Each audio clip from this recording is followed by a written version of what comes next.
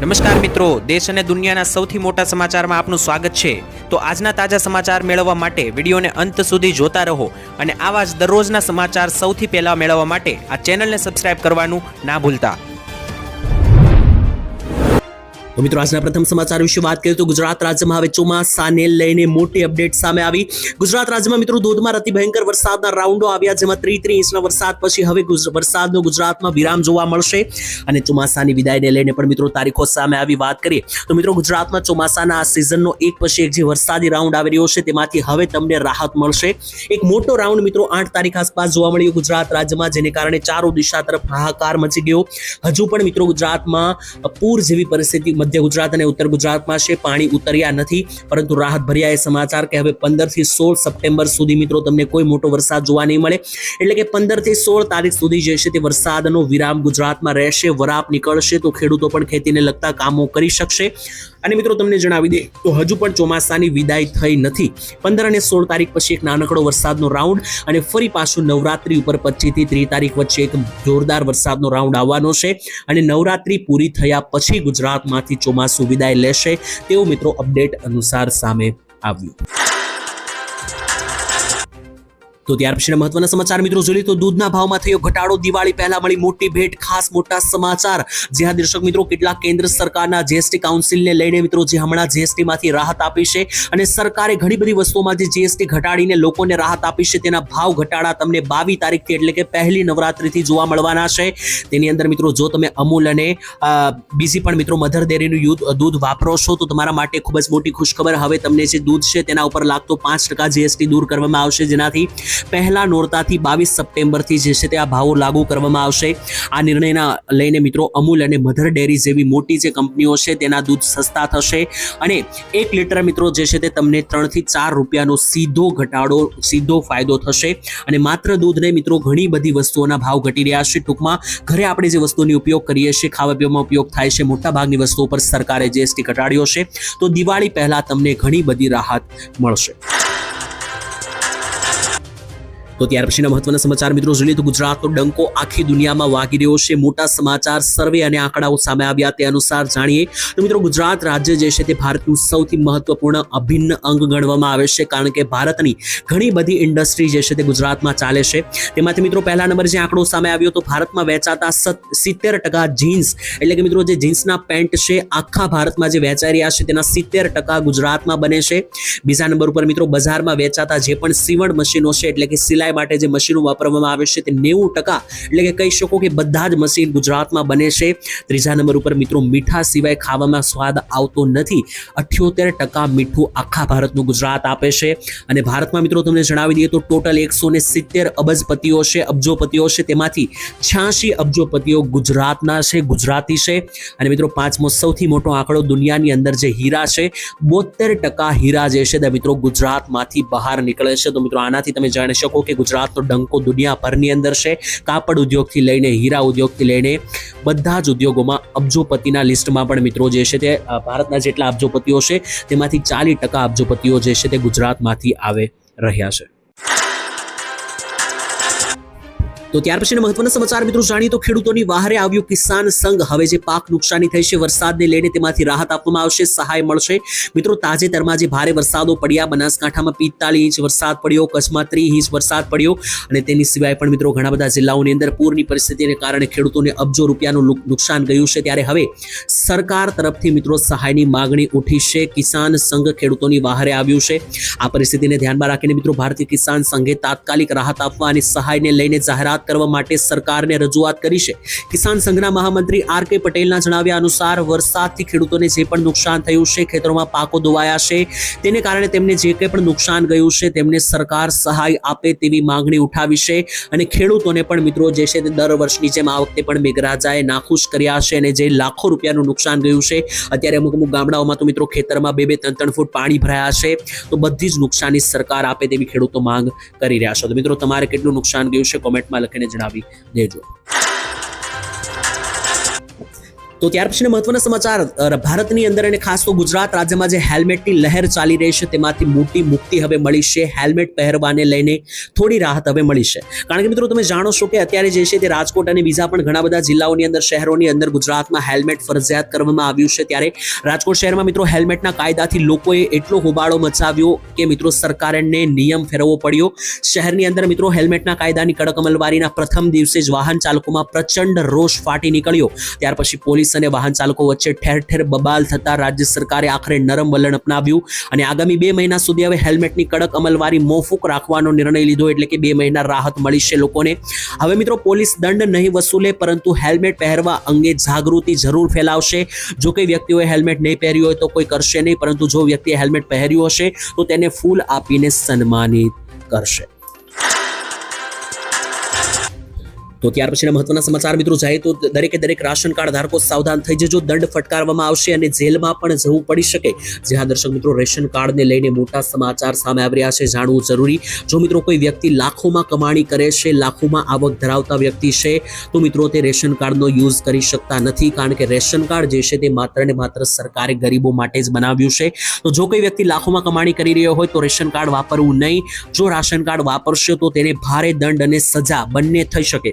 રાષ્ટ્રીય ખાદ્ય સુરક્ષા કાયદા હેઠળ મિત્રો આવા વ્યક્તિઓ પાસેથી ખોટી રીતે લીધેલા રાશનની રકમ પણ વસૂલવામાં આવશે. અને જો વારંવાર તમે મફત રાશન લેતા પકડાશો અને તમારી આવક લાખોમાં હશે તો તમારે મિત્રો દંડ પણ ભરવો પડી શકે. ઉદાહરણ તરીકે જો તમે 5 વર્ષથી આવી રીતના ખોટી રીતે લાભ લઈ રહ્યા હોય તો તેના માટે તમારે ભારે દંડ પણ ભરવો પડશે. અને બીજા નંબર ઉપર મિત્રો છેતરપિંડી અને ગેરકાયદેસર હોવાથી વ્યક્તિને જેલની સજા પણ થઈ શકે. તો રેશન કાર્ડ ધારકો જે છે તે ખાસ કરીને ખાસ ધ્યાન આપે. તો ત્યાર પછીના મહત્વના સમાચાર જાણી તો પીએમ કિસાન યોજના અંતર્ગત 2000 રૂપિયાના હપ્તાની તારીખોને લઈને અને હપ્તા વધારા અંગે ખૂબ જ મોટી માહિતી સામે આવી. મિત્રો તમે જાણો છો કે પીએમ કિસાન યોજના અંતર્ગત સરકાર ગરીબ ખેડૂતોને 2000 રૂપિયાના હપ્તા આપે છે. તો મિત્રો તમને જણાવી દઈએ કે ગુજરાતમાં અત્યારે 30 વર્ષથી ભાજપ સરકાર છે અને આપણું બાજુનું રાજ્ય મધ્યપ્રદેશની અંદર પણ ભાજપ સરકાર છે. તો મિત્રો ત્યાંની ભાજપ સરકારે નિર્ણય લીધો છે કે ત્યાંના ખેડૂતોને જે છે તે 2000 ની જગ્યાએ 4000 ના હપ્તા આપવામાં આવે છે. તો મિત્રો શું ગુજરાતમાં પણ ખેડૂતોને 2000 ની જગ્યાએ 4000 હપ્તા કરી આપવામાં આવવા જોઈએ તેવી મિત્રો ગુજરાતના ખેડૂતો માંગણી કરી રહ્યા છે. અને બીજા નંબર ઉપર હપ્તાની તારીખ વિશે તમને માહિતી આપું તો મિત્રો આ હપ્તો જે છે તે દિવાળી આસપાસ અથવા દિવાળીવાળા મહિનામાં આવી શકે તેવું કેટલાક અહેવાલો અનુસાર સામે આવ્યું છે. જો કે મિત્રો સરકારે હજુ ઓફિશિયલી કોઈ તારીખ જાહેર કરી નથી. જ્યારે કરશે ત્યારે અમે તમને જણાવી આપીશું. પરંતુ સૌથી મોટી વાત છે મિત્રો, હપ્તો આવે એ પહેલા તમારે કેટલીક જરૂરી વસ્તુઓ કરવી પડશે, જેમ કે ઈ-કેવાયસી કરાવવું પડશે, ફરજિયાત છે. તો જો તમે ઈ-કેવાયસી ના કરાવ્યું હોય તો નજીકના કેન્દ્ર પર જઈને કરાવી શકો અથવા તમારા ફોનના માધ્યમથી ઘરે બેઠા પણ કરી શકો.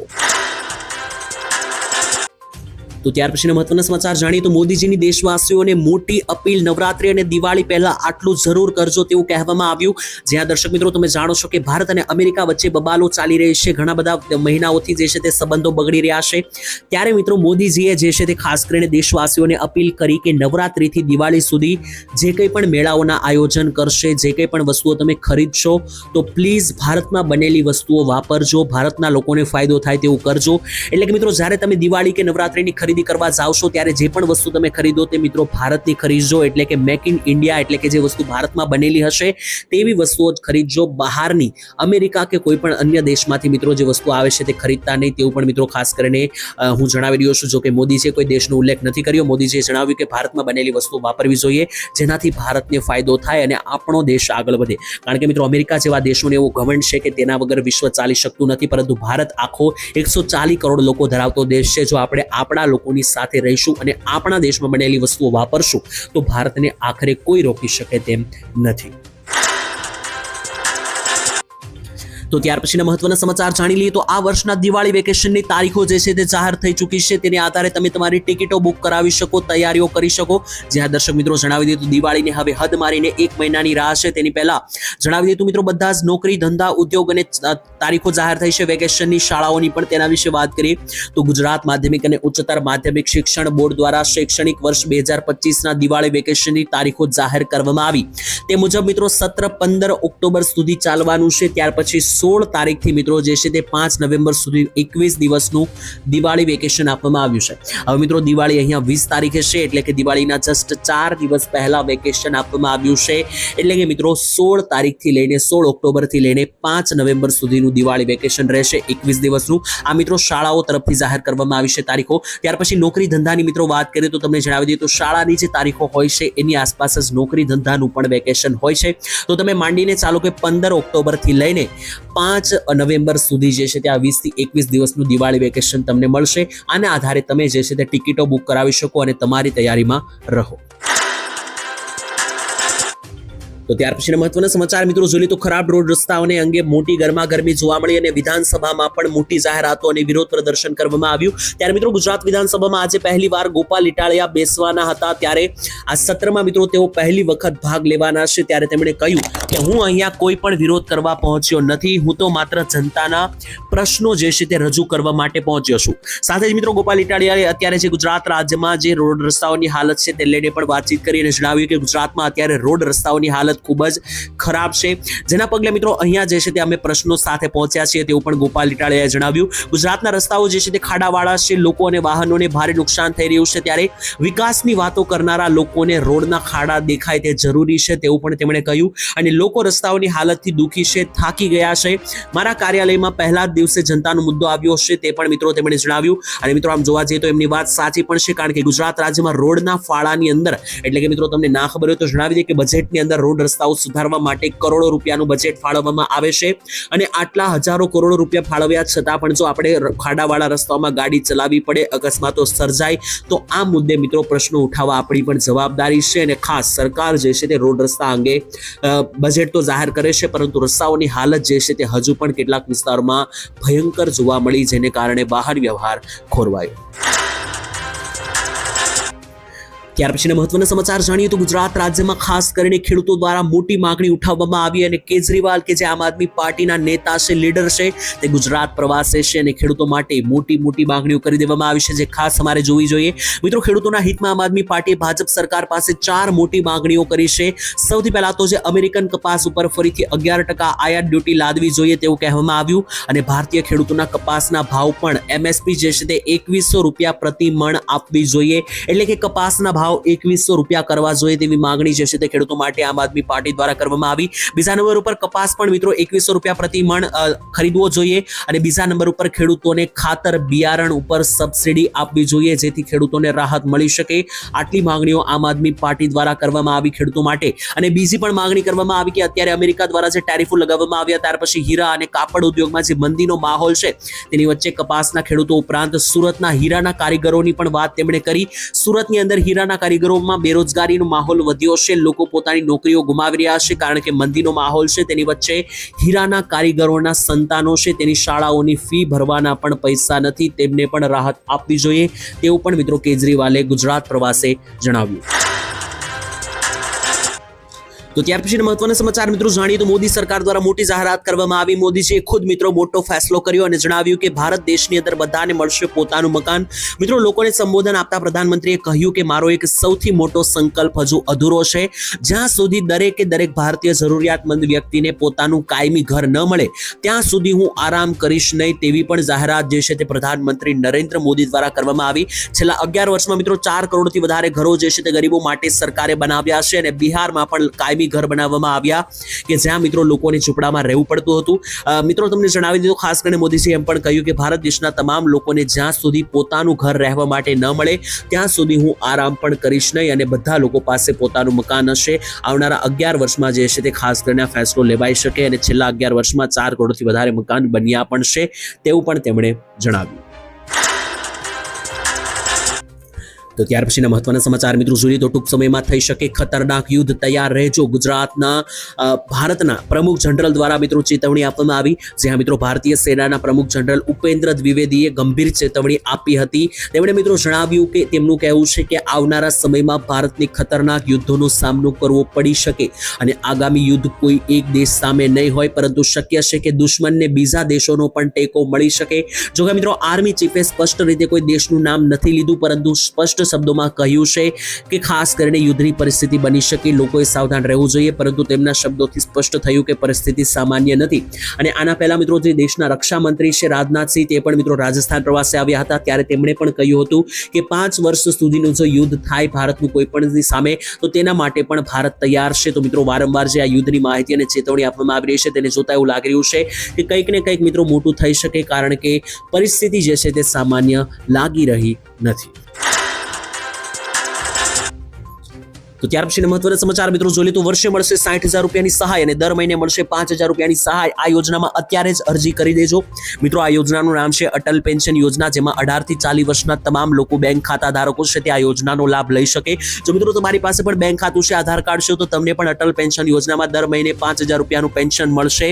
મિત્રો આ યોજનામાં તમારે જે છે તે 18 થી 40 વર્ષની અંદર પહેલા મિત્રો પ્રીમિયમ જમા કરવાનું રહેશે, જે મિત્રો નજીવું પ્રીમિયમ રહેશે 100 થી 200 થી 300 રૂપિયાનું. ત્યાર પછી જેવી તમારી ઉંમર 60 વર્ષ હશે, ત્યાર પછી ઘરે બેઠા તમને ઘર ગુજરાત ચલાવવા માટે સરકાર દર મહિને 5,000નું પેન્શન આપશે અને વર્ષના ટોટલ 60,000 રૂપિયા મળી જશે.